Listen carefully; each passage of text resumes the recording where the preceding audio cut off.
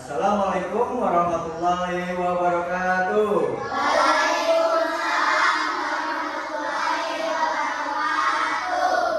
Bagaimana kabar hari ini? Alhamdulillah, luar biasa. Tetap semangat. Allahu Akbar. Alhamdulillah. Amin. Ada yang tidak hadir hari ini? Tidak ada yang sakit ya? Alhamdulillah. Kita mulai dulu. Tepuk 1, tepuk 2, tepuk 3, tepuk 4, tepuk 5. Oke, berarti kalian udah siap belajar? Fokuskan ya. Sebelum belajar, ada baiknya kita berdoa terlebih dahulu menurut kepercayaan masing-masing. Dengan menundukkan kepala, berdoa dimulai.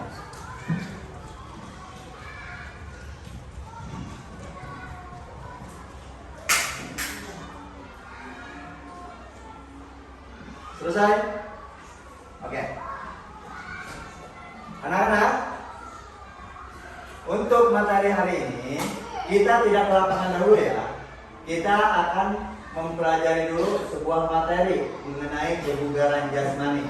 Di sini adalah aktivitas jasmaninya, yaitu mengenai kebugaran jasmani antara lain adalah daya tahan jantung. Ada yang tahu fungsi dari jantung apa? Pompa darah ke seluruh tubuh. Bagus. Ada lagi? Ya, jadi merupakan darah yang mengandung apa? Oksigen ke seluruh tubuh. Itu digunakan supaya kita bisa berpikir. Nah, di sini kata kuncinya kita lihat dulu. Bugar, kebugaran jasmani. Apa yang dikatakan bugar? Ada yang tahu nggak? Bugar? Tidak? Oke, Bapak kasih tahu. Orang bugar itu adalah kemampuan seseorang untuk melakukan aktivitas, baik aktivitas olahraga ataupun aktivitas fisik, tapi tidak mengalami kelelahan. Itu yang dikatakan bugar. Ya, kalian harus tahu derajat yang lebih tinggi sehat atau bugar menurut kalian? Orang sehat bisa dikatakan bugar tidak? Hah? Oke nih, derajat yang paling tinggi di sini adalah bugar. Bugar lebih tinggi dari sehat. Orang bugar bisa dikatakan sehat, tetapi orang sehat belum bisa dikatakan bugar. Perbedaannya di sini, tekanannya adalah ketika melakukan aktivitas fisik, dia tidak mengalami keletihan. Nah, dia dikategorikan orang yang bugar. Kalian pernah merasakan nggak kalau pada waktu olahraga kalian merasa lemah, lemas gitu? Pernah nggak? Nah, berarti kalian itu belum dianggap bugar. Yang orang yang bugar itu adalah ketika melakukan aktivitas dia tidak mengalami kelemasan atau lemah ya, kelelahan yang sangat-sangat gitu ya. Oke? Berarti kita lanjut.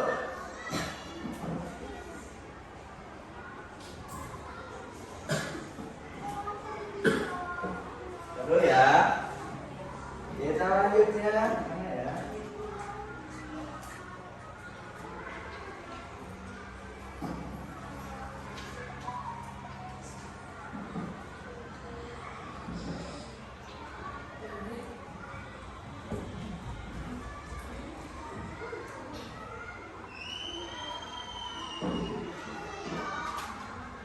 Bentar. Oke. Tujuan pembelajaran yang harus kalian ini adalah di sini, lihat nih.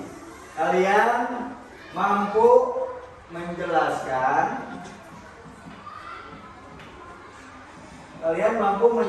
daya tahan jantung sebagai indikator kebugaran. Nanti setelah mempelajari materi ini, kalian mampu menjelaskan ya apa itu daya tahan jantung ya. Yang kedua, kalian mampu mendeskripsikan atau memahami bahwa laki-laki selain lari, bola tali, permainan lompat tali, latihan lari mengelilingi lapangan, latihan interval, dan permainan reaksi. Yang ketiga, kalian mampu melakukan pengukuran kebugaran jasmani, ya, setelah aktivitas fisik. Yang keempat, tentunya kalian mampu mempraktekkan apa itu lari bolak-balik dalam jarak 5-8 meter sebanyak 8 kali, lompat tali secara berkelompok, atau lari mengelilingi lapangan jogging, atau latihan interval dengan disiplin serta permainan reaksi secara berkelompok, ya. Nah, itu yang harus kalian capai nanti setelah mengikuti pembelajaran ini. Lanjut. Nah, sebelum kita ke praktek, kalian harus tahu faktor-faktor yang mempengaruhi daya tahan jantung ini di sini. Umur atau usia. Ya.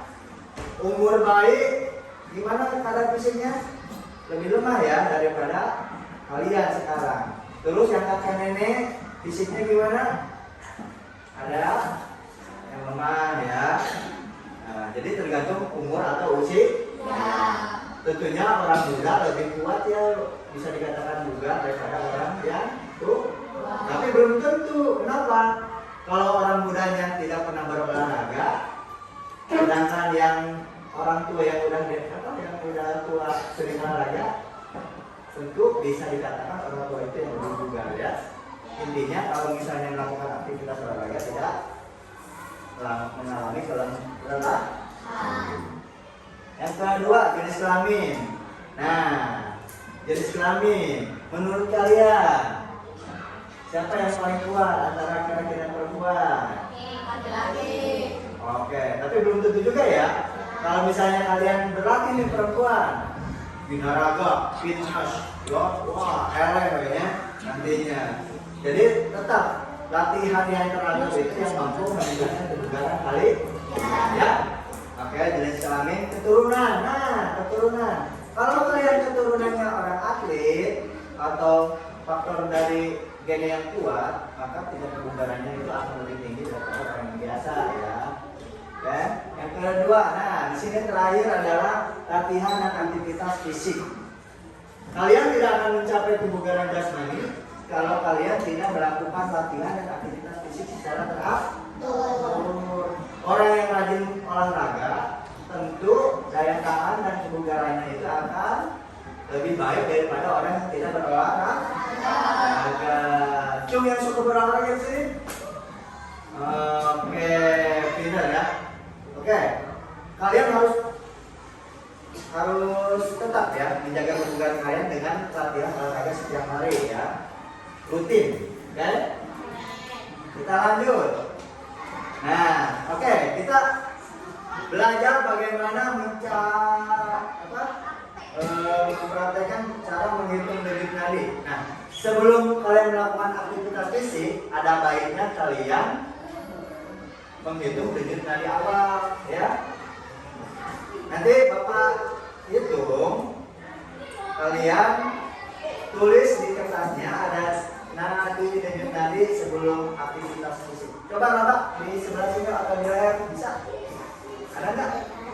Sudah terasa? Oke. Kalau Bapak bilang mulai, kalian mulai menghitung ya. Oke?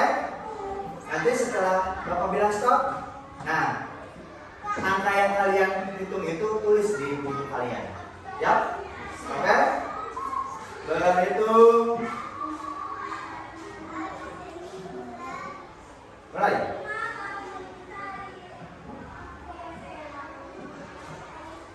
Selesai. Nah, stop, tulis berapa dapat denyut nadinya? Berapa dulu? Ya, denyut nadi ya, oke. Ya, jangan lihat orang lain. Kamu berapa tadi dapatnya berapa? Kalau misalnya dapat 12, tinggal dikalikan ya. Karena dihitungnya Bapak 6 detik, tinggal dikaliin 10. Ya, berarti jumlahnya berapa? Tadi dapat berapa? 11. Berarti 11 dikali 10 berapa jadinya? 110. Kamu dapat apa? 12. Berarti 12 kali 10 berapa? Tambah jadi 120. 120. Oke, udah? Sudah ditulis? Ya. Ada yang ditanyakan nggak dengan denyut tadi sebelum aktivitas fisik?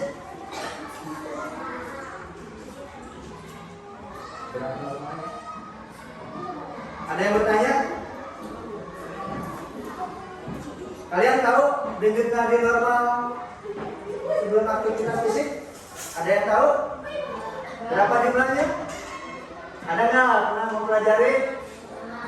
Lupa lagi ya? Nah, denyut nadi orang yang tidak melakukan aktivitas fisik normalnya itu antara 60 sampai dengan 110. Lupa lagi ya? Denyut nadi normal. Ya. Kalau atlet bisa di bawah 60, bisa 50. Kalau misalnya kurang berarti ada masalah. Masalahnya apa? Kalian lemah jantung. Bisa ya dikategorikan lemah jantung. Ya, kalau memang bukan atlet. Sebelum kalian melakukan aktivitas fisik, misal contohnya kalian hanya 50 denyut paru, itu bisa dikategorikan lemah jantung. Ya, oke. Lanjut. Udah tulis?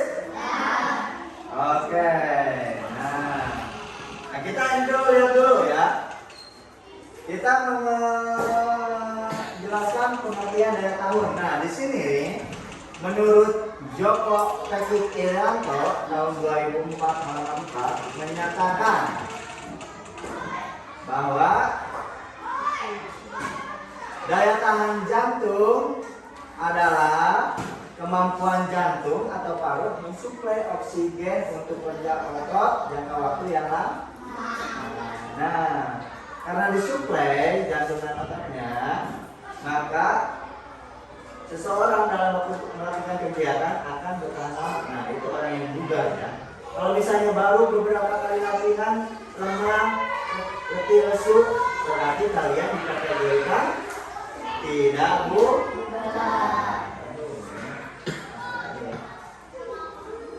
Oke, nah, seseorang yang memiliki daya tahan jantung paru-paru baik tidak akan cepat kelelahan, ya, tidak akan cepat kelelahan. Nah, setelah melakukan kegiatan fisik, ya. Oke, kita lanjut. Manfaat daya tahan jantung itu untuk apa sih? Kalian tahu nggak? Manfaat daya tahan jantung? Belum tahu? Oke, kita lihat ya. Kita lihat di sini. Terus contohnya apa sih untuk peningkatan daya tahan jantung? Ya, nah kita lihat di sini. Nah, manfaat daya tahan jantung 1.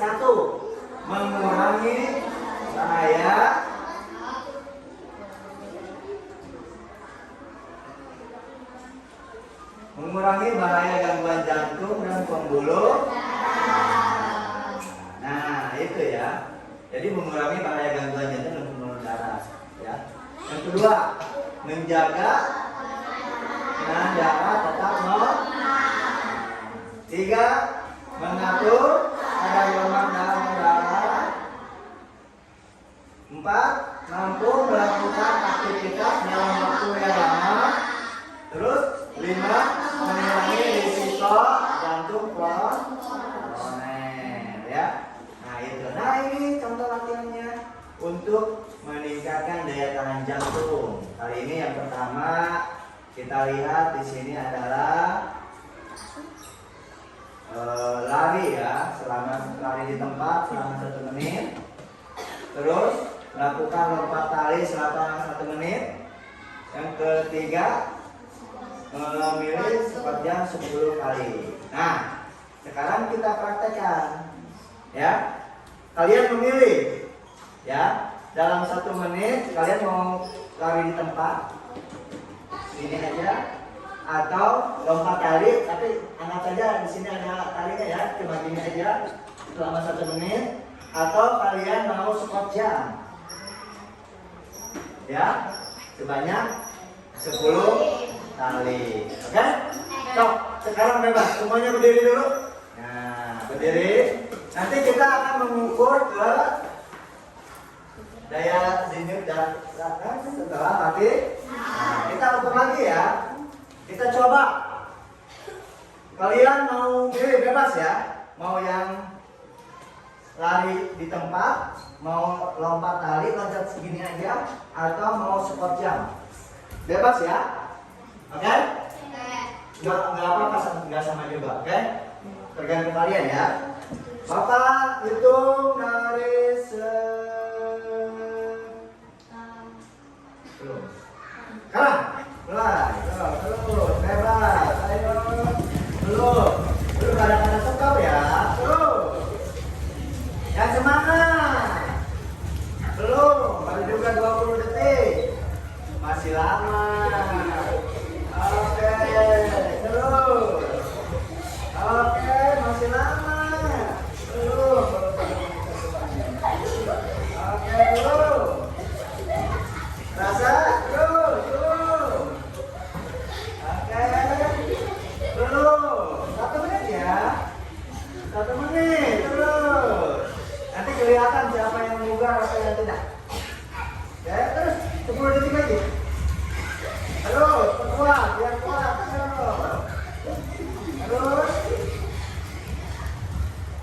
belum 5 detik lagi.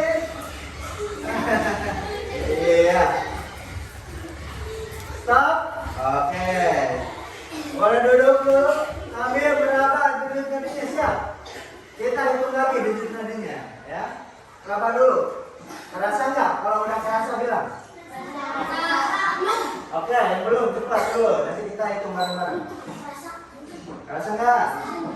Ada terasa? Boleh dari tangan boleh. Boleh dari sini boleh. Bapak hitung 6 detik ya. Ada terasa? Terasa nggak? Oke ya. Bapak hitung dari belum. Nah, rasakan dulu. Sekarang.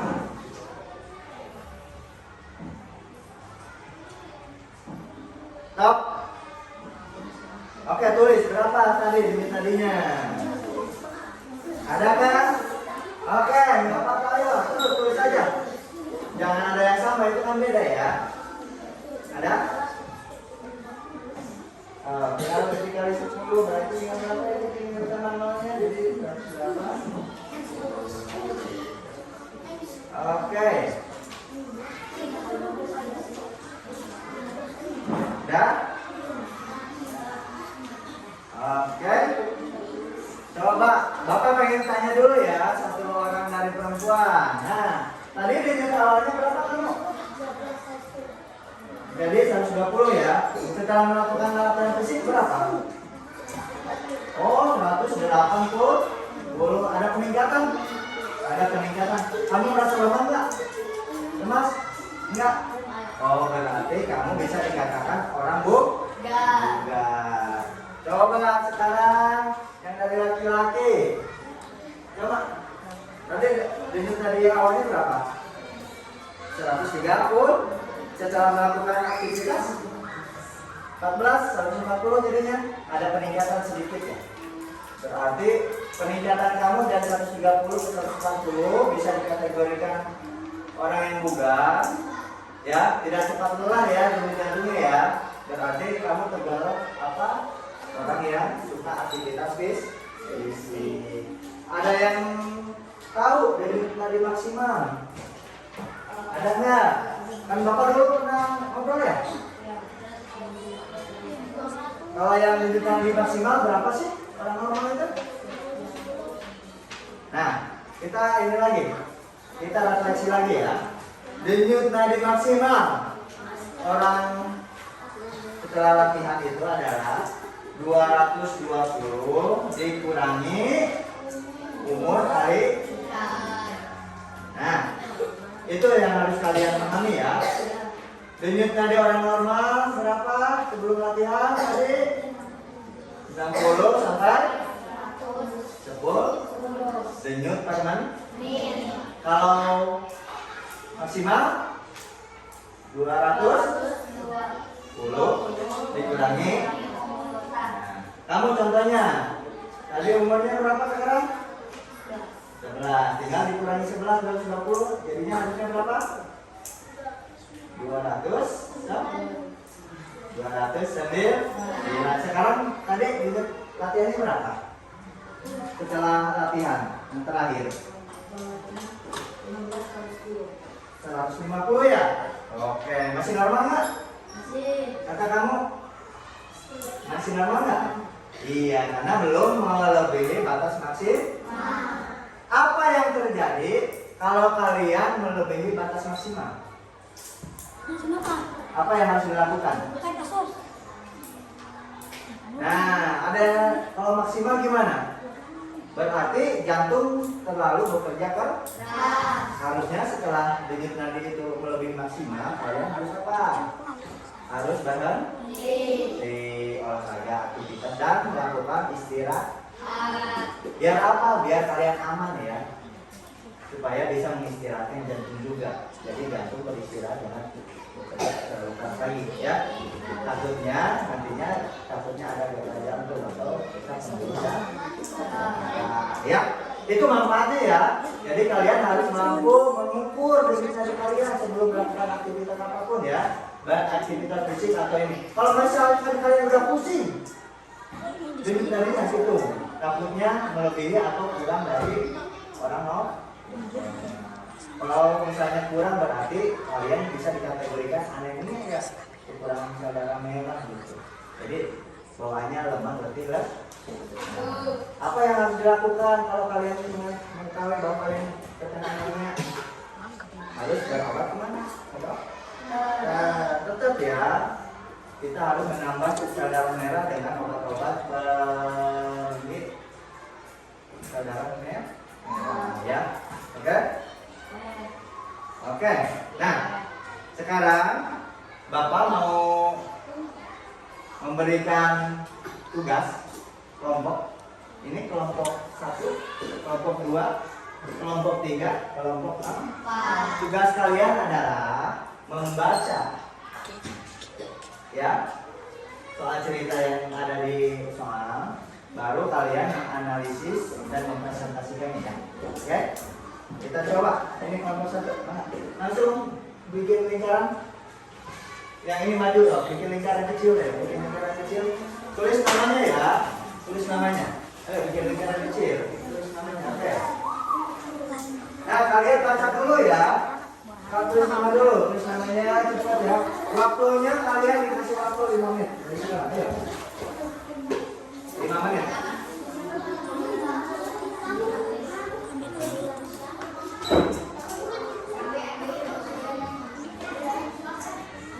Oke. Udah.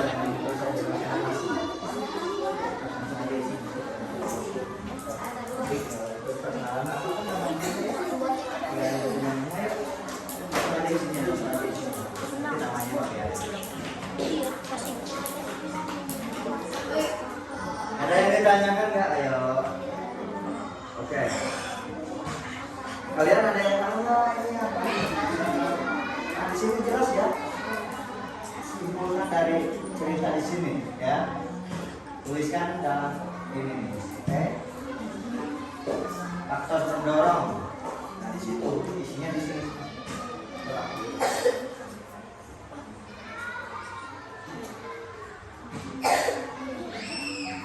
Oke. 4 menit lagi.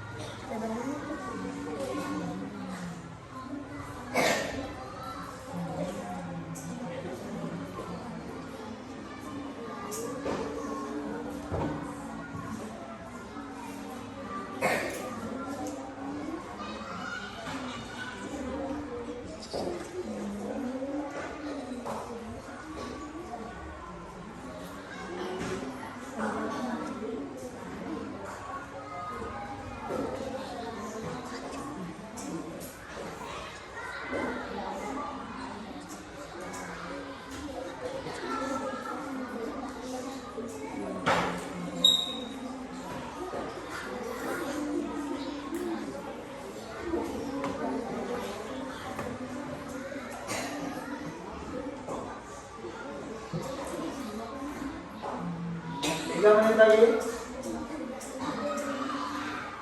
Mampu tidak mampu nanti kita presentasikan ya depan ya. Kita Kita perwakilan saja karena terbatasnya waktu.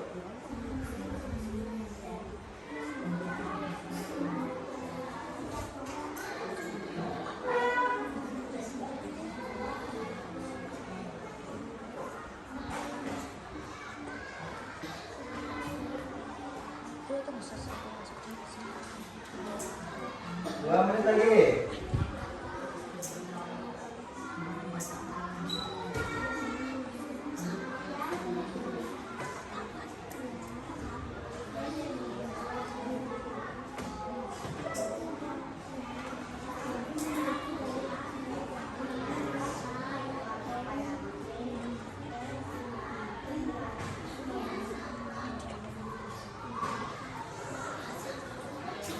Oke, cukup ya? Oke, semampunya aja. Presentasi di ini, ditutup dulu. Oke, siapa yang mau? Ya, kita perwakilan aja dulu. Siap?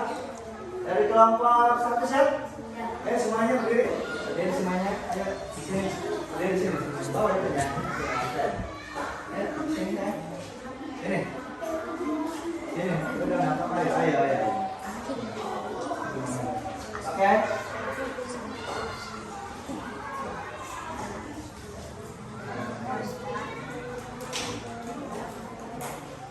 Waalaikumsalam warahmatullahi wabarakatuh. Ya. Memaparkan hasil diskusi. Oke.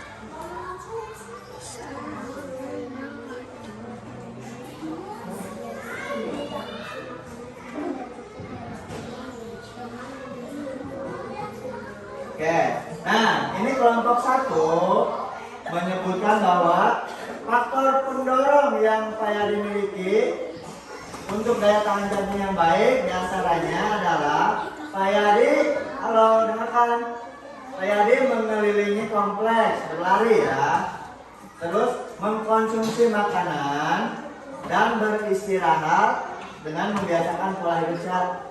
Semuanya hampir sama tidak? Bersama. Oke, kelompok 1, 2, 3, 4 sama tidak? Sama?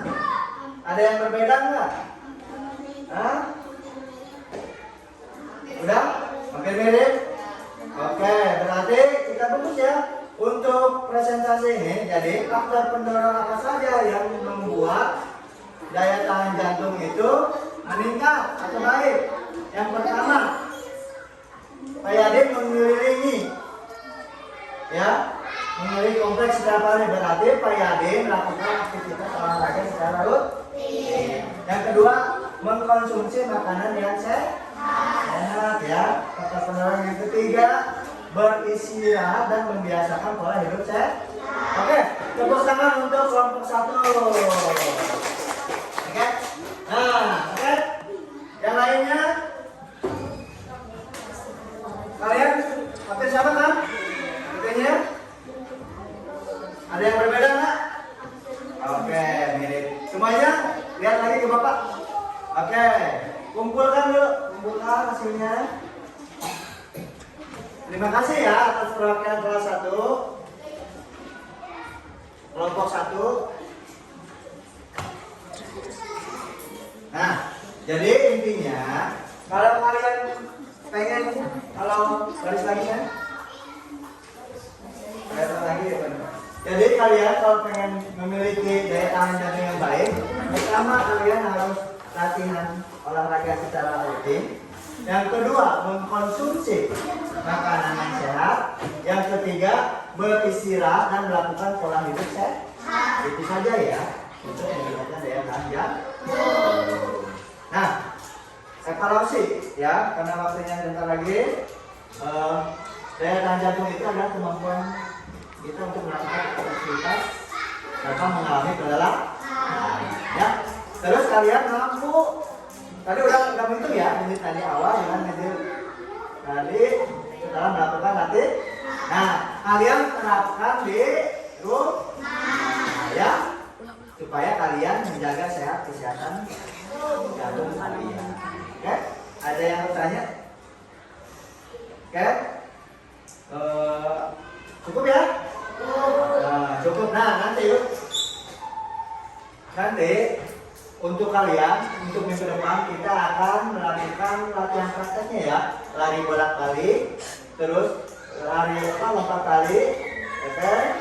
Terus permainan reaksi dan kegiatan-kegiatan yang untuk minggu depan ya, kita praktikkan ya. Yang penting kalian mampu mengukur dulu dengan itu tali. Ya, kalian mengerti sekarang ya?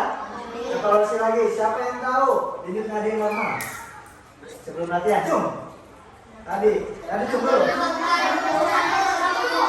Oke, keren. 60 sampai 110. Terus sekarang hitung denyut nadi maksimal. Tadi? Oke ya, kalian ingat ya. Nanti kalian praktekkan ya. Oke. Sebelumnya Bapak ucapkan terima kasih atas perhatiannya. Semoga ilmu mengenai daya tahan jantung kalian dapat terima dengan baik dan kalian dapat terapkan di masa di rumah, di kegiatan kalian pada waktu kalian melakukan aktivitas fisik ya. Intinya adalah untuk meningkatkan kebugaran kalian dan menjaga daya tahan jantung kalian